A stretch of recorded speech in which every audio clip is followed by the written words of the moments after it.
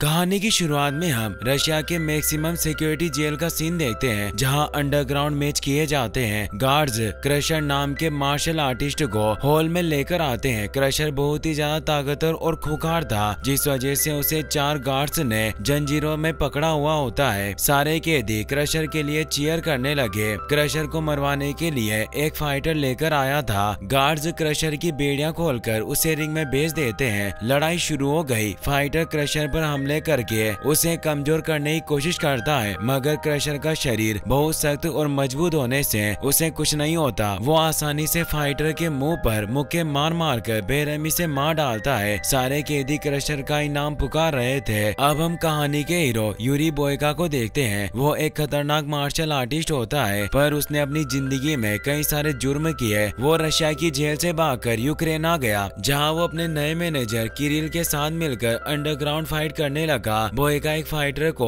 बुरी तरह से पीटकर उसे हरा देता है, जिससे खुश होकर सब उसके लिए चीयर करने लगते हैं। बोयका चर्च में जाकर बाइबल दान करता है। फादर उसे कहते हैं कि तुम्हारी मदद के बिना ये चर्च नहीं बन पाता। अगर तुम मोक्ष पाना चाहते हो तो तुम्हें अंडरग्राउंड फाइट छोड़नी होगी। मैं मानता हूँ कि एक खेल है, पर जरा सोचो कि क्या ईश्वर इससे खुश होंगे। बोयका कहता है कि मेरा मानना है कि ईश्वर ने स्वयं मुझे ये तोहफा दिया है। अगर मैंने इसे जाया किया तो ये एक पाप होगा, और मैं ऐसा करके ईश्वर का अपमान नहीं करना चाहता। फादर कहते हैं कि हिंसा इंसान पर हावी हो सकती है, और हिंसा से घिरा इंसान नेकी की राह भूल जाता है। तुम्हारा दिल साफ है, पर मैं चाहता हूँ कि तुम ये सब छोड़कर एक सही राह पर चलो। बोयका उनकी बातों पर ध्यान न देकर प्रैक्टिस करने के लिए चला गया। किरिल वहाँ आकर बताता है कि मुझे European mix martial arts tournament के बारे में पता चला। वहाँ वैसी फाइट्स होती है जिसकी तुम्हें तलाश थी, और तुम्हें फिक्र करने की जरूरत नहीं। ये टूर्नामेंट गैर कानूनी नहीं है। मैंने फाइटर चुनने वाले लोगों को तुम्हारी फाइट देखने के लिए बुलाया है। अगर तुमने उन्हें खुश कर दिया तो तुम्हें टूर्नामेंट खेलने का मौका देंगे। बोयका खुश होकर अपनी अगली फाइट के लिए जाने लगा। किरिल कहता है कि इस बार तुम्हें संभल कर रहना होगा, क्योंकि ये फाइटर तुम्हारी तरह खतरनाक है। इसे भी सिर्फ जीत से मतलब है। अगर तुमने इसे कमजोर समझने की भूल की तो तुम हार जाओगे। बोयका कहता है कि मैंने तुमसे कितनी बार कहा है कि तुम मुझसे हारने की बात मत किया करो। आज कुछ भी हो जाए, पर कोई भी मुझे उस टूर्नामेंट में जाने से नहीं रोक सकता। वो रिंग में चला जाता है। दूसरा फाइटर विक्टर भी रिंग में आ जाता है और उनकी फाइट शुरू हो गई। शुरुआत में विक्टर बोयका को काफी अच्छी टक्कर देता है, पर आखिर में जाकर बोयका ने उसकी हालत खराब कर दी। वो विक्टर के मुंह पर लात मारता है, जिससे वो जमीन पर गिर गया और उसका माउथ पीस भी निकल जाता है। विक्टर दोबारा उस पर हमला करने के लिए गया, लेकिन बोयका ने मुक्का मारकर उसे नीचे गिरा दिया। वह विक्टर को हार मारने के लिए कहता है। सब लोग बोयका के लिए चीयर कर रहे थे, जिससे विक्टर को बहुत गुस्सा आता है और उसने बोयका पर हमला कर दिया। बोयका उसके मुंह पर जोरदार मुक्का मारता है, जिसकी वजह से विक्टर बेहोश होकर जमीन पर गिर गया। बोयका फाइट जीत गया। European mix martial arts tournament में फाइटर सिलेक्ट करने वाले लोग उसके पास आकर कहते हैं कि 2 हफ्ते बाद टूर्नामेंट शुरू होगा और हमें तुम्हारा इंतजार रहेगा। अगर तुम जीत गए तो तुम्हारी जिंदगी बदल जाएगी। किरिल बोयका को आज की फाइट से जीते हुए पैसे देता है। बोयका घर जा रहा था। विक्टर के दिमाग पर गहरी चोट लगी थी, जिस वजह से उसे होश नहीं आया और उसे हॉस्पिटल में लेकर जाया जा रहा था। बोयका को इससे काफी बुरा लगा। उसे रात में नींद नहीं आती और फादर की बात याद आती है कि तुम गलत रास्ते पर चल रहे हो। अगर तुमने सही राह नहीं चुनी तो ईश्वर तुमसे नाराज हो जाएंगे। अगले दिनों किरिल के पास जाकर विक्टर की हालत के बारे में पूछता है। किरिल बताता है कि विक्टर के दिमाग में गहरी चोट आने की वजह से वो मर गया, पर तुम्हें फिक्र करने की जरूरत नहीं। उसकी मौत में तुम्हारा कोई कसूर नहीं। हर फाइटर अपनी जान दांव पर लगाकर अंडरग्राउंड फाइटर बनता है। बोयका को विक्टर की मौत का बहुत ही बुरा लगा। वो पूछता है कि क्या विक्टर का कोई परिवार था, वो कहाँ रहते हैं। किरिल उसे विक्टर का बैग देता है। बैग में उसको विक्टर की पत्नी अल्मा का खत मिला। बोयका को एहसास हो गया कि उसने विक्टर को मारकर उसका परिवार उजाड़ दिया। अपनी गलती सुधारने के लिए वो अल्मा के पास रशिया जाने का फैसला करता है। मुझे रशिया जाने के लिए एक नकली पासपोर्ट की जरूरत है। किरिल कहता है कि रशिया की पुलिस तुम्हें ढूंढ रही है, और अगर तुम यहाँ से गए तो टूर्नामेंट में हिस्सा नहीं ले पाओगे। मुझे लगता है कि रशिया जाकर तुम अपनी जिंदगी दांव पर लगा रहे हो। बोयका उसकी कॉलर पकड़कर कहता है कि मुझे अपनी जिंदगी की कोई परवाह नहीं। तुम बस जल्दी से नकली पासपोर्ट का इंतजाम करो, वरना मैं तुम्हें भी विक्टर के पास पहुँचा दूंगा। दूसरी तरफ रशिया में विक्टर का अंतिम संस्कार हो रहा था। उसे श्रद्धांजलि देने के लिए बहुत सारे लोग आते हैं। शहर का नामी गुंडा जोरब भी वहाँ आया। वो अल्मा को पसंद करने लगा था। वो अल्मा से कहता है कि तुमने विक्टर के साथ मिलकर मुझसे बहुत सारे पैसे उधार लिए हैं और मुझे नहीं लगता कि तुम उधार चुका पाओगी। अगर तुम मेरे पास आ जाओ तो मैं तुम्हारी सारी परेशानियां दूर कर दूंगा। अल्मा कहती है कि तुम मेरे पति के अंतिम संस्कार में खड़े हो, क्या तुम्हें भगवान का जरा भी डर नहीं? जोरब कहता है कि मैं बस तुम्हारी मदद करना चाहता हूँ। विक्टर के जाने के बाद तुम अकेली हो, अगर तुम मेरे पास आ गई तो तुम्हें किसी चीज की परेशानी नहीं होगी। अब वो वहाँ से चला जाता है। वहीं किरिल बोयका को नकली पासपोर्ट देकर बताता है कि तुम्हें एक लोकल मिनी बस में बैठकर रशिया जाना होगा।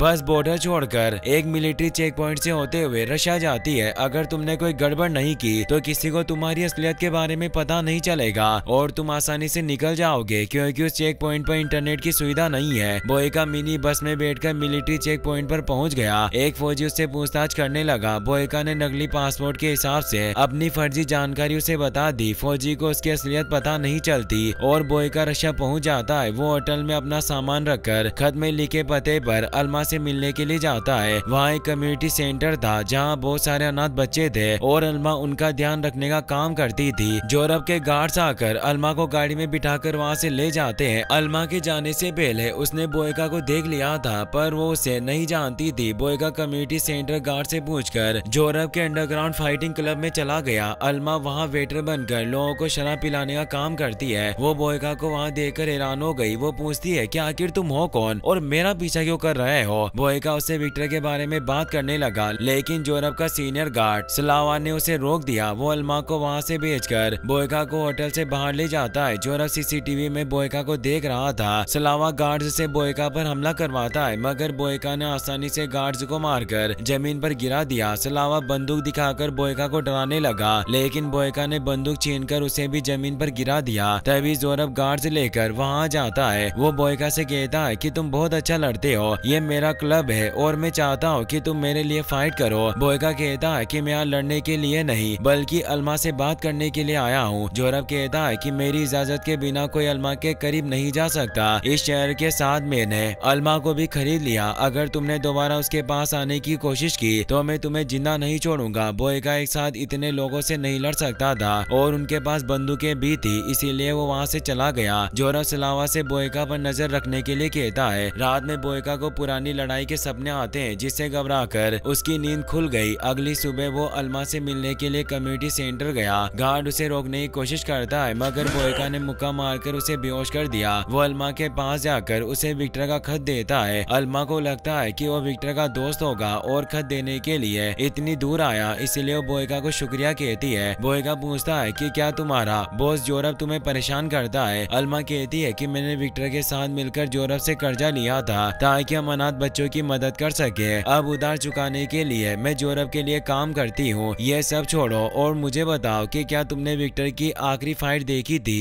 बोयका घबराते हुए कहता है कि विक्टर ने अपनी आखिरी लड़ाई मुझसे ही लड़ी थी, जिसके बाद वो मारा गया, पर वो सब एक हादसा था। मैं विक्टर की कमी पूरी नहीं कर सकता, पर अगर मैं तुम्हारे कोई काम आ सकूं तो मुझे खुशी होगी। वो उसे वही पैसे देता है जो उसने विक्टर के खिलाफ फाइट में जीते थे। अल्मा गुस्से से कहती है कि तुमने पैसों के लिए ही मेरे पति की जान ली होगी। मुझे तुम्हारे पैसों की कोई जरूरत नहीं, जल्दी यहाँ से चले जाओ और दोबारा अपनी शक्ल मत दिखाना। बोयका चुपचाप वहाँ से चला जाता है। जोरब अपने फाइटिंग क्लब के लिए फाइटर से ढूंढ रहा था, पर उसे अच्छे फाइटर नहीं मिलते। बोयका ने वहाँ आकर उस गार्ड को मारकर दूर गिरा दिया। वो पूछता है कि अल्मा ने तुमसे कितने पैसे उधार लिए थे? जोरब कहता है कि तुम्हारा अल्मा से कोई लेना देना नहीं और तुम अपनी जिंदगी भर की कमाई से भी उसका कर्ज नहीं चुका सकते। चुपचाप शहर छोड़कर चले जाओ वरना मारे जाओगे। बोयका कहता है कि मैं एक सौदा करना चाहता हूँ जिसमें मैं तुम्हारे लिए लड़ूंगा और तुम अल्मा का कर्जा माफ करके उसे आजाद कर दोगे। जोरब कहता है कि तुम्हें मेरे लिए 3 फाइट करनी होगी, उसके बाद अगर तुमने मेरे चैंपियन को हरा दिया तो मैं अल्मा का कर्जा माफ करके उसे आजाद कर दूंगा। बोयका कहता है कि मैं इसके लिए तैयार हूँ, पर मुझे हर फाइट के बाद एक दिन का आराम और ट्रेनिंग करने के लिए एक जगह चाहिए। जोरब बोयका को उसके असली नाम से बुलाता है, जिससे बोयका के होश उड़ गए। उसे समझ नहीं आता कि आखिर जोरब को उसकी असलियत कैसे पता चल गई। जोरब कहता है कि यह मेरा शहर है और यहाँ कोई मुझसे बचकर नहीं निकल सकता, पर तुम्हें पुलिस की फिक्र करने की जरूरत नहीं। मेरे होते हुए वो तुम्हारा कुछ नहीं बिगाड़ सकते।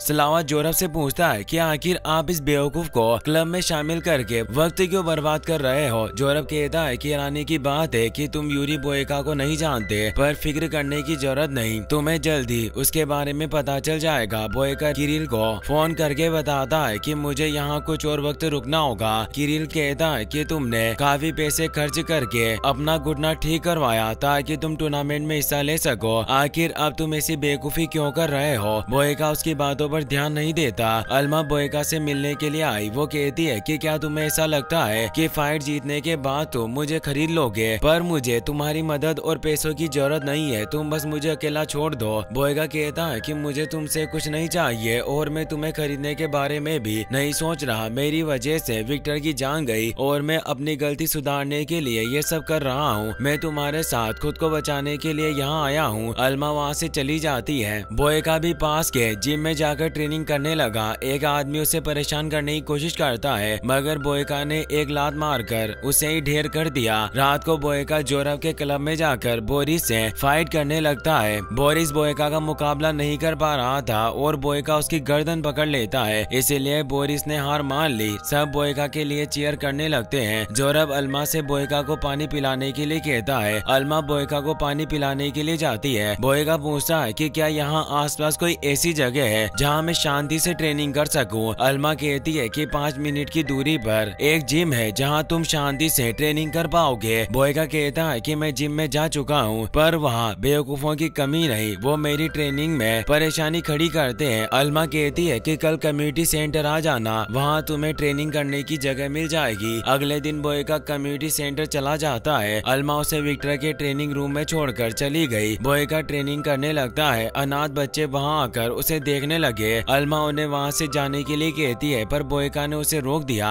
रात में बोयका एक साथ ओजेरो और उसके भाई से फाइट करता है। शुरुआत में उसे फाइट करने में काफी परेशानी होती है, पर धीरे धीरे वो उन पर हावी होने लगा। वो ओजेरो पर हमला करने लगता है। मौके का फायदा उठाकर उसके भाई ने बोयका की पीठ पर जोरदार लात मार दी, जिससे उसकी पीठ में मोच आ गई और उसे बहुत ही ज्यादा दर्द होता है, मगर अल्मा की तरफ देखकर वो अपना दर्द सहन कर लेता है। वो तेजी से ओजेरो और उसके भाई को मारने लगा, जिससे दोनों बेहोश हो गए और बोयका फाइट जीत गया। जोरव इससे काफी हैरान हुआ क्योंकि उसे उम्मीद नहीं थी कि बोयका एक साथ 2 फाइटर्स को हरा देगा। वो रशियन जेल ऑफिसर को पैसे देकर कहता है कि मैं चाहता हूँ कि तुम क्रशर को यहाँ लेकर आओ। ऑफिसर कहता है कि क्रशर एक खतरनाक मुजरिम है, मैं उसे दोबारा जेल से बाहर नहीं निकाल सकता। पिछली बार मेरी नौकरी जाने वाली थी, अब मैं दोबारा ऐसी गलती नहीं करूंगा। जोरव कहता है कि अगर तुम क्रशर को यहाँ लेकर आ गए तो तुम्हें पैसों के साथ फरार मुजरिम यूरी बोयका भी मिलेगा। बोयका के बारे में सुनकर ऑफिसर क्रशर को लाने के लिए मान गया। बोयका फाइट के बाद कम्युनिटी सेंटर में जाकर ट्रेनिंग करने लगा। उसका पूरा शरीर दर्द कर रहा था, पर फिर भी वो ट्रेनिंग करता है। अल्मा वहाँ आकर कहती है कि विक्टर भी अक्सर फाइट के बाद ट्रेनिंग करता है। उसका कहना था कि जब हमारी मांसपेशियां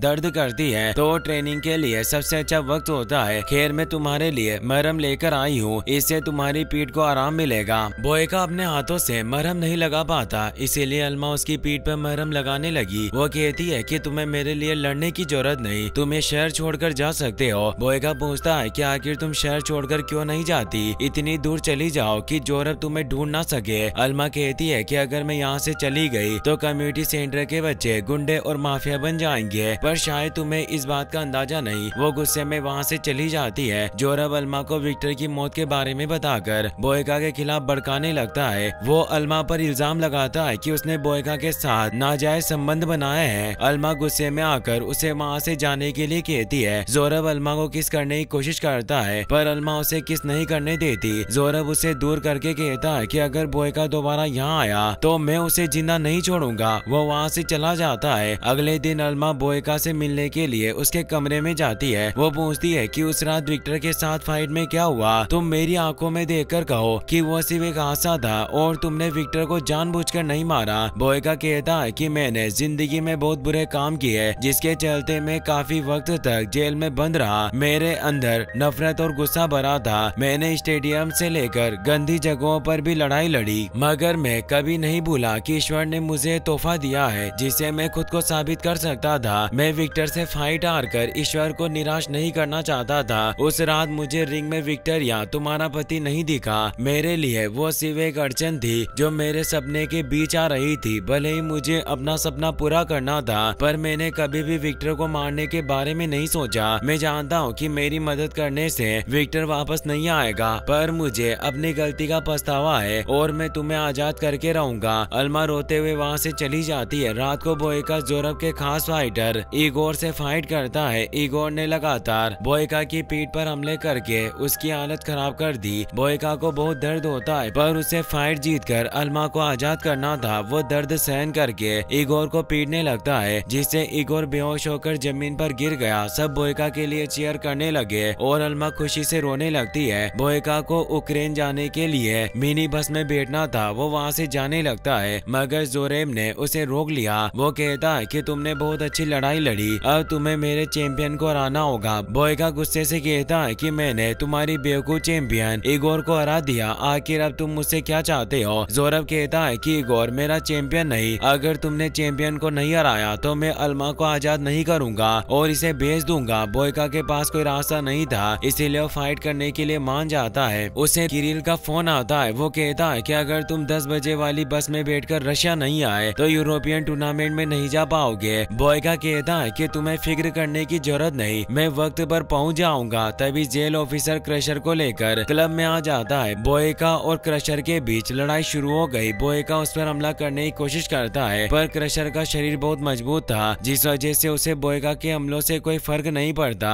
वो बोयका के मुंह पर जोरदार मुक्के मारता है, जिससे उसका माउथ पीस निकल गया और जमीन पर गिर जाता है। उसकी हालत देखकर जोरब खुश हो गया, जबकि अल्मा घबरा रही थी। बोयका दोबारा उठकर क्रशर से लड़ने लगता है। क्रशर उसे उठाकर जमीन पर पटकता है, लेकिन फिर भी बोयका हार नहीं मानता। वो अल्मा को देख रहा था, क्योंकि सिर्फ वही उसे इस जहन्नुम से आजाद करवा सकता था। वो तेजी से क्रशर को मारने लगा। क्रशर अपने भारी शरीर की वजह से बोयका की फुर्ती से बच नहीं पाता। उसे बचाव करने में काफी परेशानी हो रही थी। इसी कमजोरी का फायदा उठाकर बोयका उसे पीटने लगता है। वो क्रशर का एक हाथ और पैर तोड़ देता है, जिस वजह से वो काफी कमजोर पड़ गया। बोयका उसे जोरदार लात मारकर रिंग से बाहर गिरा देता है, जिससे क्रशर बेहोश हो गया। जोरब स्लावा से पुलिस बुलाने के लिए कहता है और खुद अल्मा को लेकर वहाँ से जाने लगा। बोयका उसे रोकने के लिए जाता है, मगर गार्ड से बेसबॉल बैट की मदद से पीटकर उसकी हालत खराब कर देते हैं। उसकी हालत देखकर अल्मा जोर जोर से चीखने लगी। उसकी आवाज सुनकर बोयका उठ खड़ा हुआ। वो गार्ड्स से बैट छीनकर उन्हें मारने लगता है। स्लावा बोयका पर गोली चलाने लगा, जिससे उसके कंधे और पैर में गोली लग गई, लेकिन वो स्लावा के पैर में गोली मारकर उसे छत से नीचे गिरा देता है। जोरब अल्मा को जबरदस्ती वहाँ से ले जाने की कोशिश कर रहा था। बोयका बंदूक लेकर वहाँ आ गया, मगर जोरब ने अल्मा को मारने की धमकी देकर उसे बंदूक फेंकवा दी। वो कहता है कि तुम एक मामूली फाइटर हो, तुम अल्मा को कुछ नहीं दे सकते, बेहतर होगा कि तुम इसका पीछा छोड़ दो। तभी अल्मा जोरब का हाथ काट लेती है। बोयका उस पर हमला करने के लिए आया। जोरब उसके पेट में गोली मार देता है, मगर फिर भी बोयका ने उसे